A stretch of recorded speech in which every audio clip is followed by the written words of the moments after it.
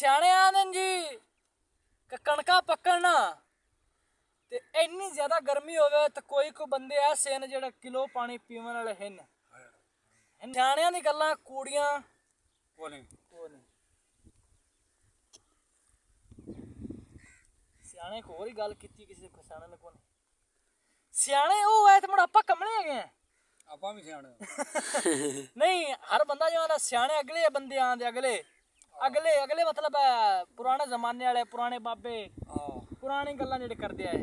ਉਹ ਤਾਂ ਮੁੜ ते कल नालों आपां नूं भी कोई आख सी पुराने जमाने वाले आंदे आ ਉਹ ਜਨਾਬ ਅਲੀ ਅੱਧਾ ਕਿਲੋ ਸੂਜੀ ਦਾ ਹਲਵਾ ਬਣਾ ਕੇ ਇੱਕ ਬੰਦਾ ਖਾ ਲੇ एक बंदा खा जांदा अजकल ਅਗਲੇ ਵਕਤਾਂ ਦੇ ਵਿੱਚ अगले वक्तां दे अंदर अजकल मेरे हिसाब नाल ते बंदे ਅੱਧਾ ਕਿਲੋ कोल ਬਣਾ ਦੇ ਤੇ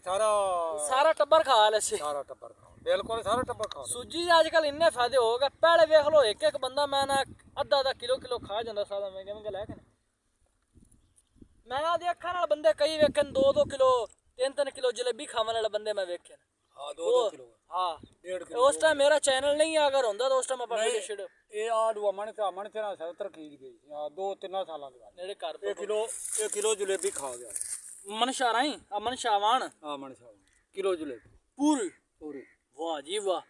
किलो जलेबी जेड़ा खा लवे तो उस तो बाद उनदा की सूरत हाल पच गई है सुकोनी मैं आदी अखां नाल मैं आदी अखां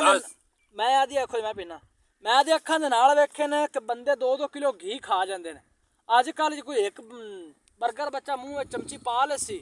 आखसी मैनू कह आंदी एवें गल है कि नहीं ते अगले बंदे जी किलो 2 किलो घी खा ते मुड़ सारा दिन कणका वड्डणियां